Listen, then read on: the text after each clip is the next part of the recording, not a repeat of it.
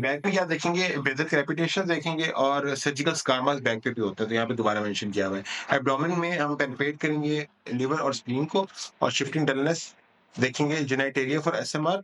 Again please सिर्फ़ बड़े बच्चों के लिए, छोटे बच्चों के लिए नहीं, ठीक है? बड़ा बच्चा अच्छी तरह कंसेंट दे दे तो फिर, अदरवाइज़ जेनिटलिया की या टेस्टिस की इसमें कोई इम्पोर्टेंस नहीं है। टेस्टिस की या जेनिटलिया की किन-किन सिस्टम्स में इम्पोर्टेंस होती है? एंडोक्राइनोलॉजी में थ्रू आउट इम्पोर्टेंस है। क्रॉनिक इलनेसेस जितनी भी हैं, जैसे सीएलडी में टेस्टिकुलर एट्रोफी वगैरह होती है। और इसके अलावा जो मैलिग्नेंसीज़ हैं, उनके अंदर आपने देखना है। इसके अलावा ब्लीडिंग डिसऑर्डर्स हैं, वहाँ पे आपने उसको देखने हैं। ब्लीडिंग डिसऑर्डर में आपने उसका नेफ्रोटिक में स्वेलिंग के लिए इसके लिए। नेफ्रोटिक में स्वेलिंग के लिए, और जो हीमोफीलिया वगैरह उसके अंदर उसका जो स्टेटस है, उसका सर्कमसिजन स्टेटस उसको देखने के लिए, ठीक है? ओके। अच्छा।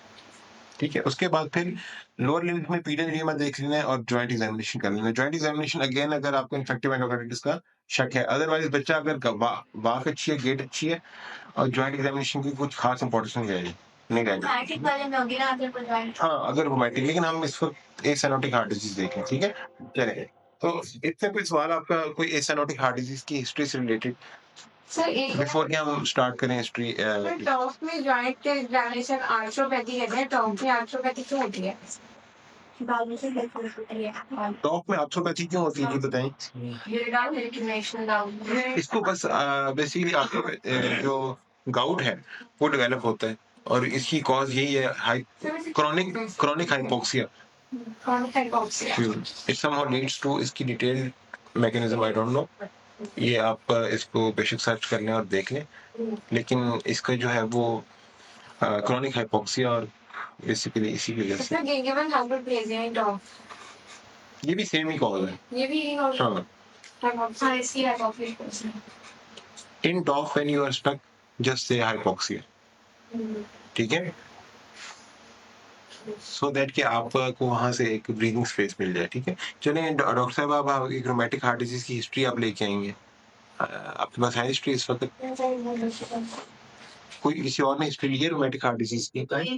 रोमैटिक लीवर की है, रोमैटिक हार्ट। चलिए, अब हम डॉक्टर साहब हैं, ये हमें हिस्ट्री सुनाएँगी, और हिस्ट्री का कार्डियोलॉजी से ही हिस्ट्री है, और उसके बाद लेट्स होप कि एक पेशेंट भी हमारे पास एक्सपेक्टेड है, वो भी आएगा, तो उसके ऊपर हम लोग भी हिस्ट्री लेंगे और मेथड्स भी करेंगे, ठीक है? जी, चलिए। Ihtisham, 15 years old male resident of Daska, presented 7 days ago through OPD. He's a known case of rheumatic heart disease with the recurrence. Initially poor compliant to medication, but now having good compliance. And he got complaints of joint pains 1 month ago, and shortness of breath for 10 days. Uh, Joint, so actually मैंने compile नहीं की हुई तो कोई बात नहीं, take your time, take your time. joint pains, he got joint pains 1 month ago, and mm, okay, he got joint pains 1 month ago, which were symmetrical in nature and migratory, and that were relieved by medication, but aggravated by mobility and movement. Shortness of breath was also associated with that. That was for 10 days, and there was pedal edema along with that, and there was no paroxysmal nocturnal dyspnea or orthopnea along with that. And uh, shortness of breath didn't accompanied by fever, cough, and any anuria or oliguria. Actually, the patient is known case of rheumatic heart disease for 3 years when he got complaints of joint pains, and initially it was single joint were involved that was migratory in nature, and that was relieved by medication, but aggravated by movement and uh, exertion. Uh, Initially, there was a history of palpitations as well, and there was history of previous sore throat and fever along with that complaint, and he was taken to patient was taken to the local hospital where he was referred to DHQ Sialkot, and where he was investigated with the ECG blood test, ECG chest X-ray, and echocardiography, and he was diagnosed with rheumatic heart disease. And initially, he was told that there is one valve is leaking, and initially it was started with medication like preload reducers, outer load reducers, and digoxin. And initially, intramuscular injection benzathine penicillin G was advised for weekly. He remained compliant for some times, but after that, he became poor compliant patient, and they didn't have the injection benzathine penicillin, and he was. According to the mother, patient remained well for 1 year, but after 1 year, he again got the recurrence. And there was his again got the recurrence, and there was history of polyarthritis, which was symmetrical and migratory in nature, and that initially started from the knee and then involved other joints also, and that was relieved by medication and aggravated by the movement. And he was again taken to the nearby hospital, and then he was referred to Children Hospital Lahore for further management. And here he was again investigated with blood test, chest X-ray, ECG, echo, cardiography, and he was told that two valves are leaking. And at that time, the dose of oral medication was increased, and the injection benzathine penicillin G was advised 3 weekly at that time. A patient remained well for almost 1 year, and again he got a recurrence of the disease. According to the mother, he remained compliant to the disease. He remained compliant to the medication, but he again got the complaints of joint pains, and that was also associated with fever and sore throat with that. And then. He remained admitted in Tertiary Care Hospital, Children Hospital, Lahore, and he remained admitted in high dependency unit, and their oxygen was also attached at that time, and and that was the longest stay of the patient. And after that, he again remained well for 6 months, and now for 1 month he had again got complaints of joint pains and shortness of breath for 10 days. According to the mother, she gave me history of regular compliant medication, but he again got the recurrence. Uh, and now, during this day, again, blood test and chest X-ray, ECG, echo, cardiogram has been done, and the patient is on treatment right now, and there is no plan for discharge till yet. He has not been told about any procedure, and there is no history of infective. There is no history of infective endocarditis or recurrent chest infections, and no recurrent chest infections, and there is no history of any syncope and arrhythmias along with that. Um,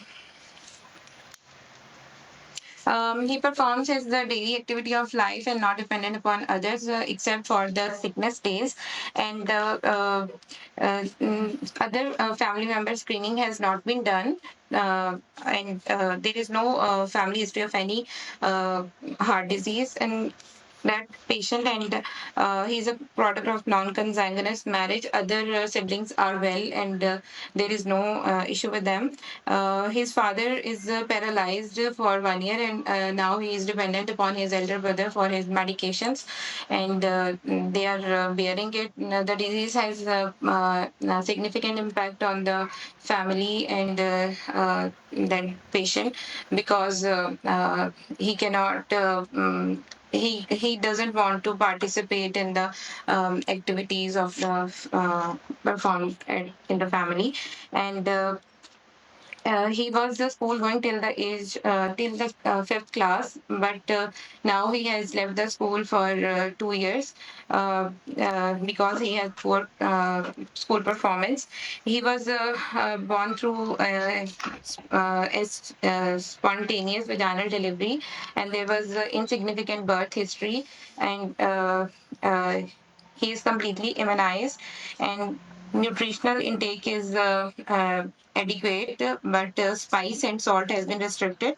He was developmentally normal child, and mother is well aware about the disease and its outcomes, and she knows about the importance of the injection, benzathine penicillin, intramuscular injection, and she says that it can be for 21 years of life, and it can be for the whole Okay. life. Okay, so what about the examination findings? Uh, so examination findings. Uh, my patient, 15 years old male. Uh, my patient, 15 years old male, very oriented and conscious during my examination, very cooperative, having no pink at room air with the respiratory distress. Respiratory rate was 35 breaths per minute. His pulse was regular in rhythm, but that was bounding, and it was 89 beats per minute, and 89 beats per minute. He was afebrile, and uh, yeah. On precordial examination, there was a slight bulge, and chest precordium was hyperdynamic. Apex beat was in seventh intercostal space lateral to the midclavicular line, and that was heaving in character, and Mm, Chill was appreciated. Parasternal, he was not appreciated, and it, grade 4 by 6 systolic pansystolic murmur was appreciated at the apical area that was radiating to the axilla, and diastolic murmurs was appreciated in the left third intercostal space, and that was also 3 by 4 in intensity, and that was accentuated by leaning forward, and there was P2 was loud in that patient. P2 was loud, and P2 was loud. Okay. Or BCD scar mark was present, and there was no. I have not appreciated any visceromegaly in abdomen, and there was no sign. There were no signs of no peripheral stigmata of infective endocarditis or congestive cardiac failure. Uh, uh, JVP was raised, and but there was no orthopnea. He was lying down comfortably, and he was not pale, not jaundiced, not clubbed, and uh, there was no fetal edema. He was not Okay. tinnitus. Okay, ठीक है. First thing is that कि आपकी history इतनी ज़्यादा जितनी देर में आपने सुनाई है इतनी देर में नहीं होनी चाहिए. इसको ज़्यादा थोड़ा सा शॉर्ट और क्रिस्प होना चाहिए. मैं जानता हूँ कि आपने इसको ऑर्गेनाइज नहीं किया हुआ था, लेकिन आप इसको तेज आहिस्ता आहिस्ता मतलब हमने इसको एनहांस करने की कोशिश करनी है इस कैपेबिलिटी को. जैसे आप हिस्ट्री लें तो आपकी आप इसको कंपाइल करके सुनाने की कोशिश करो. और बात आई नो मैं बात समझता हूँ कि आप सुबह हिस्ट्री लिखी और अब आप सुना रही है, ज़ाहिर है उस तरह से फ्लो नहीं हो सकता. लेकिन अब मैं आपको कुछ इंपॉर्टेंट बातें बताऊंगा जो कि हिस्ट्री में कुछ पूछने के हवाले से भी मेरी क्वेरीज हैं, और यानी कि जो सवाल आपने पूछे और जिस तरह से आपने उनको प्रेजेंट किया उसके ऊपर भी आपको क्लैरिटी दूंगा. फर्स्ट ऑफ ऑल ये है कि प्रेजेंटिंग कंप्लेंट की डिटेल्स जो है वो मिसिंग थी. ठीक है. प्रेजेंटिंग कंप्लेंट को थोड़ा ज्यादा एलैबोरेट करना चाहिए आपको. ठीक है. एक जो बेसिकली दो प्रेजेंटिंग कंप्लेंट्स, इसकी शॉर्टेज ब्रेथ थी और जॉइंट पेन थी. इसको थोड़ा सा ज्यादा एलैबोरेट करें. कौन कौन सी जॉइंट्स इन्वॉल्व हुए, रेडनेस थी या नहीं थी, वार्म थी कि वार्म जो है वो पेशेंट कैन फील, क्योंकि वो बता सकते हैं ये बात आपने पूछने हैं. ठीक है. और फिर आपने उसको जो इसका माइग्रेटरी पैटर्न है उसको थोड़ा सा एक्सप्लेन भी कर सकते हैं. लेकिन कम से कम आपने पूछने में ठीक है, आपने एक्सप्लेन कर दिया कि माइग्रेटरी पैटर्न था। फिर सवाल पूछे तो आप उसको जस्टिफाई कर सकते हैं कि जी मैंने यहाँ से जॉइंट पेन शुरू हुई थी और यहाँ पे गई थी। जो आपने माइग्रेटरी पैटर्न कह दिया तो ये काफ़ी है। लेकिन कुछ और सवाल जो है आपके ज़रूर इसमें ऐड होने चाहिए, स्पेशली सिवियरिटी के मुताबिक, ठीक है? सिवियरिटी नहीं थी। बाकी ये कि जो जो एक्सेप्टेशन थी वो आपने बताया था कि बिकॉज़ ऑफ जो है वो है एक्टिविटी एक्टिविटी के साथ जो है एक्सर्शन इसके अंदर एक एक्सेप्टेशन हो जाती है। दूसरा शॉर्टर ऑफ ब्रेथ को भी थोड़ा सा ज्यादा एलैबोरेट करने की जरूरत थी, ठीक है? तो आप एग्री कर रहे हैं मेरी बात से जो लोग बैठे हैं? ठीक है, थोड़ा सा एसोसिएशन में जो है सर जॉइंट पेन के जो बाकी डिफरेंसेस थे वो भी यही पे बताने चाहिए थे कि there was no history of जी आएंगे। सर ये नोन केस है रोमेटिक हार्ट डिजीज का, तो फिर भी इसमें जो है ना थर्ड एपिसोड में जाके भी हम मतलब बताते हुए उन्हें बताएं कि भाई यहाँ क्योंकि वो रोमेटिक हार्ट डिजीज को एस्टेब्लिश हो चुकी है, ठीक है? मेरे ख्याल में तो इतना ज्यादा इसका नहीं होगा। एक चीज जिसको आप लोग हमेशा साथ में मत भूला करें वो SLE है। रोमेटिक के साथ SLE को जरूर सोचा करें। वाई? बिकॉज काफी ज्यादा जो प्रेजेंटेशन है वो मिलती हैं। SLE में भी कार्डियक फीचर्स SLE में भी काफी सारे कार्डियक फीचर हो सकते हैं। लिप में सैग एंडोकार्डाइटिस हो सकता है, सिंपल एंडोकार्डाइटिस भी हो सकता है। तो ये इनफैक्ट ये क्या है, ये जो रोमेटिक हार्ट डिजीज है ये क्या है बेसिकली? ये भी तो एक पैनकार्डाइटिस है जिसके अंदर मोस्ट कॉमन इज एंडोकार्डाइटिस। तो ये चीजें जो है वो उसका रिलेट होती हैं। इसके अलावा एक बार जॉइंट पेन भी दोनों में कॉमन होती है, ठीक है? स्किन रैशेस भी आपको मिक्स हो सकते हैं। तो ये आपने SLE को जरूर आपने नजर में रखना है, ठीक है? अच्छा, आप क्या पूछेंगे? सर जब फर्स्ट एपिसोड का हम पूछेंगे कि जब बच्चे की डिजीज स्टार्ट हुई सर वो भी अगर जॉइंट पेन के साथ होगा तो उस टाइम ये क्वेश्चन पूछना है कि फर्स्ट एपिसोड के साथ ये चीजें हुई थी, यानी कि उसमें भी जरूरत नहीं है कि अगर रोमांटिक एस्टैब्लिश हो गया वो इनिशियल कंप्लेंट पे तो इनिशियल कंप्लेंट में कोशिश करेंगे आप पूछ लें कुछ साथ में, ज्यादा नहीं। देखिए जहाँ पे आपको लग रहा है ना टाइम लेट ज्यादा लग रहा है, तो सिर्फ 2 या 3 इम्पोर्टेंट डिफरेंशियल्स को पूछ के तो इसको आप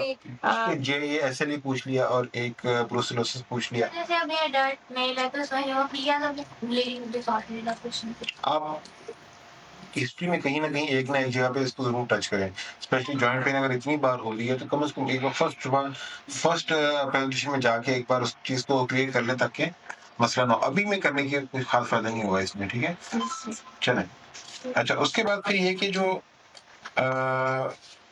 मैं वैसे पूछना चाह रहा हूँ फर्स्ट प्रेजेंटेशन किस एज में हुई थी? शायद मैंने वो पार्ट मिस कर दिया। फर्स्ट सर 3 इयर्स अगो, अभी वो 15 इयर्स का 12 12 इयर्स। इयर्स की एज में, काफी लेट इसको रोमेटिक हार्ट डिजीज का हुआ। आंसर जी, सर। छोटे बच्चों में हो जाता है। अच्छा, आपने बताना है कि वन वाल्व इफेक्टेड बेहतर, वन लीक से बेहतर है कि one valve was affected. Okay. ठीक है? वन वाल्व वाज इफेक्टेड और आपने बताया 2 वाल्व्स वर लीक। तो ये मेरे में वो पेशेंट दूसरा बताएगा कि लीक था, कि आपने बताना कि इफेक्टेड था, ठीक है? और जब आपने इसको डिस्क्राइब करना है तो आपने रिगर्जिटेशन बोला। This is the difference. Leak patient से आपने पूछना है लीक हुआ वायर, या वो बताएगा लीक हुआ, ठीक है? जो आपने फिर डिस्क्राइब करना है सम वाल्व डिफेक्ट था बेसिकली, और जब आपने पूछे वो क्या था तो फिर आप देंगे माइट्रल या एओर्टिक रिगर्जिटेशन थी। तो ये आपको बता रहा है कि आप पेशेंट से पेशेंट के लेवल पे बात कर सकते हैं, डॉक्टर से डॉक्टर के लेवल पे, कंसल्टेंट से कंसल्टेंट के लेवल पे, और एक कंप्लेंट्स को आप बिल्कुल एक एम्पिरिकल एक बेसिक फॉर्म में ले जाके उसको एक्सप्लेन भी कर सकते हैं, ठीक है? अच्छा, जब आप बता दिए ना ये चीज कि वो उसने इतनी इंजेक्शन कभी लगवाती थी कभी नहीं लगवाती थी, ये तो आपने पूछना इसी तरह से, पर जब बताना है तो पेशेंट हैड पुअर कंप्लायंस और उसको आगे निकलना है, ठीक है? ठीक है, वजूहात में बताने की जरूरत कि अवेलेबल नहीं था, गुर्बत थी, चाचू की शादी थी, ठीक है? कदम की मंगनी की, ये चीजें वो आपने पूछनी है। मतलब अगर पूछने क्या मसला बनता है तो वो खुद ही बता देंगे, ठीक है? अच्छा, उसके बाद फिर अगर पेशेंट अगेन गॉट रिकरेंस, आपको मैंने बताया था पेशेंट अगेन गॉट रिकरेंस, ठीक है? आप ये एग्जामिनर के ऊपर छोड़ देंगे और सवाल पूछे आपसे और फिर आप बताएं कि वो रिकरेंस थी। आप ये बताएंगे कि patient had again similar episode with shortness of breath, या विद पैल्पिटेशंस या विद फीवर, तो फिर ये आप एग्जामिनर को पूछना था, ठीक है? वो आपसे पूछेगा कि डॉक्टर साहब इसको दोबारा जो आप बता रहे हैं कि बार-बार एपिसोड हो रही है, ये क्या था? तो फिर वो बताएगा इसको रिकरेंस थी। सर इसमें मेरा एक क्वेश्चन है कि उसको हर अगर जो एपिसोड जैसे इसकी 3 to 4 एपिसोड्स हैं जी, जी। हॉस्पिटल एडमिशन की, तो इसमें हर दफा तो पूछने की जरूरत नहीं है ना कि डिटेल्स ऑफ नहीं, प्रेजेंटिंग कंप्लेंट के तब क्या हुआ जॉइंट्स को, कितने जॉइंट्स से दिस एंड हर दफा पूछना बहुत मुश्किल हो जाएगा, ठीक है? हाँ आप ये पूछ सकते थे अभी इसी का तरह पूछ का रहे इसी हैं तरह का जॉइंट पेन क्या इसी तरह का था, ठीक है? सर ये जॉइंट में ये रिकरेंस का फर्स्ट टाइम ही नहीं कह सकते known case of rheumatic heart disease now. नहीं, ठीक है ना? वो मैंने स्टार्ट में भी कह सकते कहा हैं, था लेकिन मेरे को बार-बार कहने की Recurrence। जरूरत नहीं है, मैं कह रहा हूँ। अच्छा बार बार मैं बस कह रहा हूँ ठीक है रिकरेंस का सिमिलर वर्ड जब आपने प्रेजेंटिंग कंप्लेंट में बोल आपने सॉरी अपने जो इंट्रोडक्शन में बोल दिया कि इसका जो डिजीज ये है, लेकिन मैं कह रहा हूँ कि उसके बाद फिर जब उसको डिस्क्राइब करेंगे तो थोड़ा सा सिंपल वर्ड्स में करेंगे। Patient had similar episodes of cough and shortness of breath and joint pain, ठीक है? ठीक है अच्छा, हाँ हॉस्पिटल का नाम जो है कोशिश करेंगे नाम है, ना tertiary care hospital is better ठीक है? हाँ, local hospital, local government hospital, local private hospital, local clinic, ठीक है? ठीक है इस तरह से आपने जो है वो नाम लेना है, ठीक है? अच्छा, लोकल डीएचक्यू भी आप कह सकते हैं या ठीक है? रीजनल डीएचक्यू, रीजनल हॉस्पिटल, ये सारे अपने वर्ड बोलने। आपने ये नहीं कहना patient had no arrhythmia and no infective endocarditis, या तो उसका फीचर बता दें अच्छा कि patient had no palpitation, patient had no sweating, patient had no prolonged fever, ठीक है? तो उससे फिर एग्जामिनर आपसे पूछ सकता है कि क्यों था, फिर आप बताएंगे कि ये पैल्पिटेशन का सवाल मैंने एरिथमियास के लिए पूछा था। ओके एक तरीका ये है। ठीक है आपका इस तरह से चलने का दिल कर रहा है, इस तरह से चलें। दूसरा तरीका आपको बताता हूँ कि patient had no history suggestive of arrhythmias, okay patient had no history suggestive of infective endocarditis.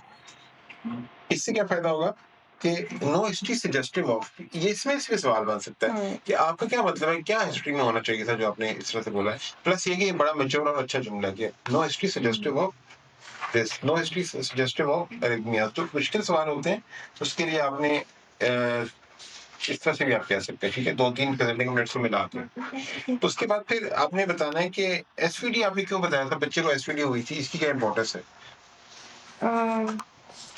Sir birth history में वैसे तो के उस टाइम जो है ना कोई इम्पोर्टेंस ये थी कि आपने उस टाइम का इवेंट बताना है कि वो इमीडिएट क्राई थी और वो साइनोस तो नहीं था, ज्यादा इम्पोर्टेंस तो इसकी है।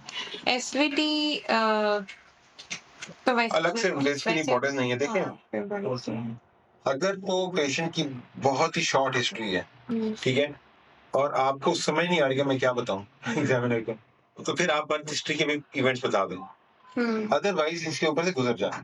आपकी हिस्ट्री जब कि आप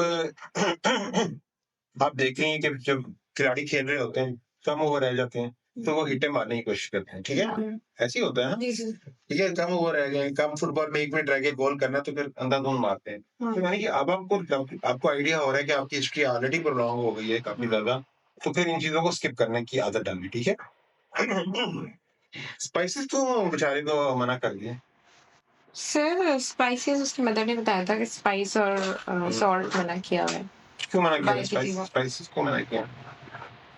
They are asked to avoid the unhealthy food, ठीक है? They are asked to avoid the street food, ठीक है? Yes sir And they are compliant to it, ठीक है? इस तरह से आपने उसको हिस्ट्री को अच्छे तरीके से कर सकते हैं। अच्छा, एग्जामिनेशन फाइंडिंग्स में अच्छा एक और हिस्ट्री में बड़ा इंपॉर्टेंट चीज जो कि रह गई, हिस्ट्री में आपने बताया कि there is no abnormal body movements, no ठीक है? आई स्किप ये आपने जरूर बताना, ठीक वैसे है? से नहीं था फोड़िया हाँ, नहीं था, ये आपने जरूर बताना, जी सर ठीक है? 2 स्किन रैश बता सकती हैं, हाँ ठीक है? और जो नोड्यूल्स हैं, सपोर्टिंग नोड्यूल्स, उसके बारे में कहा जाता है कि बेहतर ये है कि आप उसको एग्जामिन करें, सवाल ना पूछें। या तो फिर लोग देख सकते हैं, गिल्टियाँ बता सकते हैं, डॉक्टर साहब की गिल्टी बनी है, बच्चे के बनेगी तो वो बताएगा। तो लेकिन आप स्किप कर सकते हैं, आप सिर्फ एग्जामिनेशन में दे सकते हैं, जो है वो पूछ सकते हैं, ठीक है? अब एक पूछ लें तो आई डोंट माइंड, मेरा नहीं ख्याल कि इसमें कोई इशू है, ठीक है? उसके अलावा लेकिन उसको बहुत स्पेसिफिक नहीं कि इसको कोहनी के पीछे छोटी-छोटी गिल्टियाँ तो नहीं बनी हुई, ऐसे इसमें गिल्टियाँ तो नहीं बनती, ठीक है? उसके बाद फिर एग्जामिनेशन के अंदर भी ये चीजें आपने जो है वो बतानी है। जी। No subcutaneous nodules, no anything हमारे रिलेटेड वगैरह। ये चीजें जो है वो काफी ज्यादा चीजें, कुछ चीजें जो है वो इस हिस्ट्री में मिसिंग थी, हाँ। जो कि हम चाहते हैं कि इसके ऊपर, उसमें obviously there is a time time restriction, yes sir. जो टाइम का डिले था, सॉरी, कि आपने सुबह हिस्ट्री लिया, अभी आप सुना रही हैं, तो मैं चाहता हूँ कि आप लोग यहाँ पे आए, कोर्स में एक बार हिस्ट्री को दोबारा रिवाइज कर लिया करें और अपने आप को इस पोजीशन में लिया करें। लेकिन ये चीजें वो हैं जो कि आपकी इंटेंशनल थी, तो उनको भी आप इम्प्रूव करें इंशाल्लाह। जी सर। ठीक है, फ्लो तो हो ही जाएगा ठीक, लेकिन ये फ्लो के साथ साथ अच्छे वर्ड्स और हिस्ट्री में से इम्पोर्टेंट सवाल मिस करना, ये भी चीजें जो है ठीक नहीं है। हाँ, और ये जो इंजेक्शन मैंने आई थिंक पहले बता चुका हूँ, दोबारा बता दूं कि इंजेक्शन, मदर कह रही है कि इंजेक्शन लगना चाहिए, लेकिन वो नहीं लगाती। मदर को पता है कि इसकी इम्पोर्टेंस, हाँ। लेकिन वो कहती मैं नहीं लगाऊंगी। सर उसने तो कहा ये इसका मतलब कि उसको इम्पोर्टेंस नहीं पता। सर उसने कहा कि मुझे पता है कि ये बच्चे की अम्मी है इंजेक्शन, डॉक्टर ने मुझे ये बताया हुआ है, हम लगाते हैं। अब एक और डॉक्टर साहिबा उन्होंने ही उस पे, डॉक्टर अमचा ने ली है हिस्ट्री, तो वो कह रही है कि मैंने मेडिकेशन छोड़ी हुई थी, ओरल मेडिकेशन। मुझे उन्होंने बताया कि हम तो खाना छोड़ दें लेकिन इसकी दवाई नहीं छोड़ते। तो अब जो है ना, मुझे उसने यही कहा कि ठीक है। मुझे पता है कि दवाई बहुत जरूरी है, they are aware of this, लेकिन ठीक है, वो आप कह नॉन सकते हैं कंप्लाइंट वो हो भी जाती हैं। कंप्लायंस का मसला कोई ये असल में ये भी चीजें देखनी होती हैं कि हम लोगों को आइडिया नहीं होता कि हम लोग जिस शहर में बैठे हुए हैं, या हम लोग चूंकि डॉक्टर्स हैं तो हमारे लिए बड़ा आसान होता है किसी हॉस्पिटल में जाके कोई चीज ले लेना, राइफल से जहाँ पे जहाँ से। इन लोगों को लंबी लंबी लाइनों में लगना पड़ता है और इन लोगों को दूसरे शहरों में जाना पड़ता है, ठीक है, और इनको अपने काम छोड़ने पड़ते हैं। तो इसके लिए कंप्लायंस जो है इसकी वजह से खराब हो सकती है। लेकिन ये कि इस रोमेटिक हार्ट डिजीज के केस में आप इसमें जरूर ऐड करेंगे कि there is history of, there is जो सोशियो इकोनॉमिक हिस्ट्री है उसमें कितने लोग उस घर में रहते हैं, हाँ, ये और बहुत उसमें जरूरी है। ओवरक्राउडिंग, ओवरक्राउडिंग हाँ, और poor socio poverty. Economic status, poverty वगैरह, इसको जरूर आपने डिस्कस करना है, बिकॉज ये बेसिकली एक पोस्ट इन्फेक्शियस कंडीशन है ना, तो वो हमें इन्फेक्शन देखने की, इन्फेक्शन किस तरह से थ्रोट इन्फेक्शन एक दूसरे को जा रहा है, ठीक है। चलें, based on your history what is your impression? My impression is rheumatic heart disease with recurrence, now presented with cardiac failure, Rheumatic heart congested disease with cardiac failure, recurrence now presented with congested cardiac failure and recurrence बता रही है ना जब, तो sir फिर मतलब यदि complication भी है। रिकरेंस एक और चीज है और हार्ट फेलियर जो है और चीज है। रिकरेंस हार्ट फेलियर के बगैर हो सकती है, हो सकती है। हो सकती है, सिर्फ इसको फीवर है और जॉइंट उसके इन्वॉल्व है, Yes. और लाइक अगर उसकी वो उसकी जो क्राइटेरिया कंप्लीट हो रहा है, लेकिन हार्ट फेलियर में अभी तक बच्चा नहीं गया क्योंकि हो सकता है उसकी मेडिकेशन की वजह से उसकी कंप्लायंस अच्छी हो, डायबिटिक्स वगैरह, तो हो सकता है कि वो बच्चा हार्ट फेलियर में ना गया हो, Yes, sir. या फिर माइटरल रिगर्जिटेशन इतनी ज्यादा सीवियर नहीं कि वो बच्चा हार्ट फेलियर में गया, लेकिन वो उसको रिकरेंस तो हो गई ना, जब उसको फीवर हो गया, सोर थ्रोट की हिस्ट्री के बाद फीवर हो गया और वो आपके पास जल्दी जल्दी आ गया, तो वो बेसिकली वो रिकरेंस है, लेकिन वो हार्ट फेलियर होगा, ठीक है। तो इस सूरत में रिकरेंस भी होगी, हार्ट फेलियर, दोनों चीजें होंगी, ठीक है। अच्छा, मुझे बताएं कि what was based on your, it is rheumatic heart disease, so what valves do you think are affected in this patient? Most likely mitral valve and aortic valve. Mitral valve Yeah. and aortic valve. And how can you say that? Because the murmur was located on the apical area which was radiating to the axilla, and the diastolic murmur was appreciated in the left third intercostal space, which was accentuated on leaning forward. That's why, and bounding pulses were also present. That's why aortic regurgitation. इसके अलावा और कौन कौन से जो वेलुलर lesions होते हैं rheumatic heart disease में, कौन कौन से होते हैं? Sir, most likely on the top is 60 to 80% MR, then 25 to 30% AR, and 5 to 10% MS, and MS जो है ना, ये भी आपने थर्ड नंबर पे रखना है, ये mitral stenosis is Mitral stenosis. Common, specially बड़े बच्चों में, ठीक है। बड़े बच्चों में। माइट्रल स्टेनोसिस के ऊपर जो आपकी जो क्वेश्चन अच्छी होनी चाहिए, जी प्लीज। सर जैसे अभी डॉक्टर परसेंटेज के साथ फ्रीक्वेंसी ऑफ वर्नियर डिजीज बता रही थी, तो हमें क्या एग्जामिनर को परसेंटेज बतानी चाहिए, अगर मैंने आप खुद से बताएं, क्योंकि कुछ एग्जामिनर ऐसे होते हैं कि मतलब 1-1% पे एडवाइस करना शुरू कर देते हैं। अच्छा, आप किस तरह से बात कर रही हैं? आप हैंड फ्री में बात कर रही हैं या आप कह रही हैं परसेंटेजेस बतानी चाहिए? नहीं, मुझे आपकी बात समझ में आ रही है, लेकिन मैं चाह रहा हूँ कि आप ये बताएँ कि आप माइक में बात कर रही हैं या फ़ोन पे बात कर रही हैं या लैपटॉप पे या हैंड्स फ्री पे? थोड़ा-सा आवाज़ हमें काफ़ी फट के आ रही है। हमें सवाल समझ में आ जाएगा, लेकिन हम परमानेंट सॉल्यूशन भी चाहते हैं इस चीज़ का, ताकि हमें आपको पता हो कि आपने किस तरह से बोलना है। सर ये मैंने हैंड्स फ्री लगाया है। हैंड्स फ्री लगाएँ भाई। ठीक है। ये क्या सवाल पूछ रही हैं? सर ये पूछ रही हैं कि हमें क्या परसेंटेजेस के साथ बताना चाहिए? क्योंकि मैं परसेंटेजेस के साथ बता रही हूँ, कुछ एग्ज़ामिनर जो है ना, वो परसेंटेज के ऊपर ही फर्दर ले जाते हैं हाँ, यस, यस। डिटेल्स। ठीक है। छेड़-छाड़ कम से कम करें तो अच्छा है। सर लिखा हुआ है हमारी बुक में। वैसे ये ठीक है, ये जो बताई गई है ना क्योंकि आपको ये मोस्ट कॉमनली मैं हर एक के बारे में मेरे ख्याल में तो बताना चाहिए, क्योंकि मतलब उसे पता तो हो कि मैं हर एक का नाम नहीं लिए जा रही।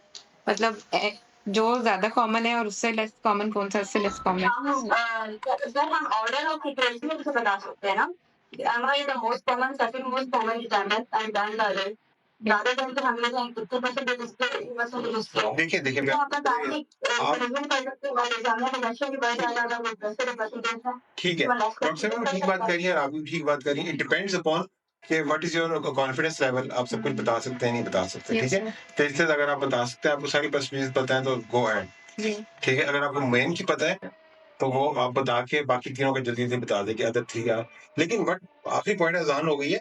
एक बात मैं बता दूँ, परसेंटेज बताते हुए ये नहीं फिर होना चाहिए कि आपने परसेंटेज बतानी स्टार्ट कर दी, 60 टू 80% ये, सेकंड नंबर पे यार है सर मुझे याद नहीं आ रहा, आई थिंक 10 टू 15 मैंने तो सबकी बताएँ। या तो सबके बताएँ या फिर या फिर ना बताएँ और फिर जहाँ पे नहीं आ रहा जस्ट स्किप करें। Most second most common, third most common. It's all about how you present और हाउ यू पोर्ट्रे योरसेल्फ, ठीक है? चलिए ठीक है, ये 2 मिनट की अज़ान की ब्रेक होती है, फिर हम लोग वापस कंटिन्यू करते हैं। क्वेश्चन डाल दें? प्लीज़ आगे। ये रीड करा है। Recurrence is when a patient known case of rheumatic heart disease on medication presents with the new episode of So what is the criteria to diagnose acute rheumatic fever? rheumatic fever is diagnosed through John's criteria, in which there are five major findings, which are mostly arthritis, polyarthritis, carditis, and chorea, subcutaneous nodules, erythema marginatum.